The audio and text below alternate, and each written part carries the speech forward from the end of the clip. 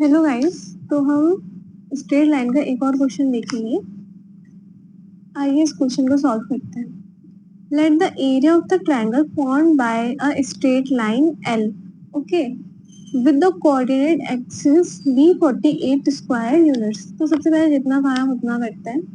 कोई line L है जो क्या है, x plus D Y plus C equal to 0। अब कह रहे हैं कि वो कोऑर्डिनेट एक्सिस से क्या बना रहा है,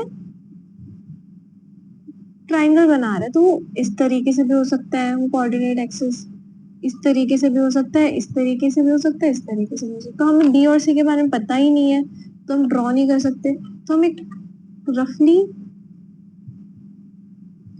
ट्राइंगल ड्रॉ करके इसे समझने की कोशिश करते हैं। ओके,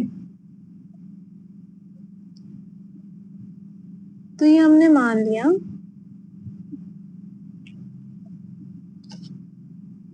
ये कोई लाइन है, मतलब ये एल लाइन है।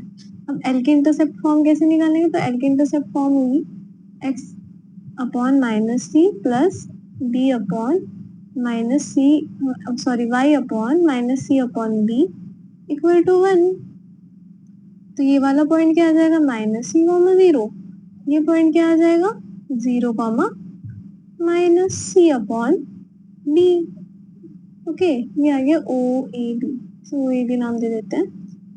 ओके तो अब इसने कहा है कि इस ट्राइंगल का एरिया, तो इस ट्राइंगल का एरिया क्या होगा, area of triangle O A B. इसका एरिया क्या होगा, 1/2 मल्टीप्लाई बेस इंटू हाइट। तो इसकी बेस की हाइट क्या है, माइनस सी इंटू हाइट। ये वाली लेंथ कितनी है इसकी, तो ये है minus C upon B. Okay, तो ये हमें किसके इक्वल दे रखा है, तो ये हमें दे रखा है 1/2 C square by B equal to 48। देखो पहली लाइन में यही लिखा है, let the area of the triangle formed by straight line L with coordinate axis भी 48 यूनिट स्क्वायर। ओके, तो हमारी इक्वेशन क्या बन गई है, तो हमारी इक्वेशन बन गई है C square upon B equal to 96। Okay, अब हम क्वेश्चन आगे बढ़ते हैं। आगे क्या कह रहा है, अब वो कह रहा है if the perpendicular drawn from the origin to the line L makes an angle of 45 degree with the positive x axis। जैसे जैसे ये कह रहा है वैसे वैसे हम कर रहे हैं। अब एक परपेंडिकुलर ड्रॉन किया गया है ओरिजिन से L लाइन पे, ये L है, इस पॉइंट में चलो हम M मान लेते हैं। ठीक है, अब ये से हटा देते हैं, ये जो लाइन है इस लाइन का नाम है L। ओके, ये यहाँ से ओके। तो ये क्या है, परपेंडिकुलर ड्रॉन किया गया है AB पे, ठीक है, ये 90 डिग्री।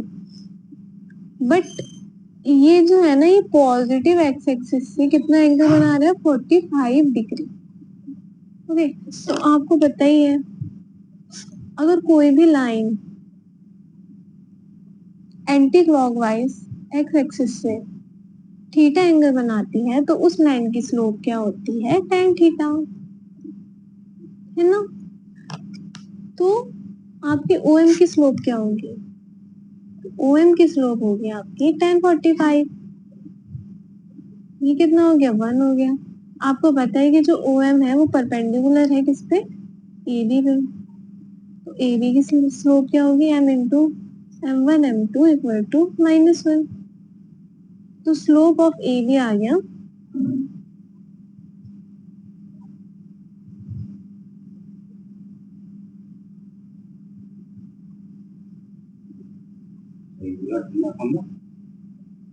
स्लोप ऑफ AB आ गई -1। ओके, उसके बाद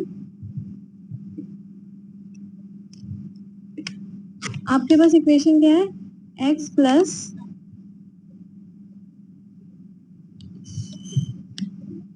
dy plus C equal to 0। अब इस इक्वेशन से स्लोप कैसे निकलेगी,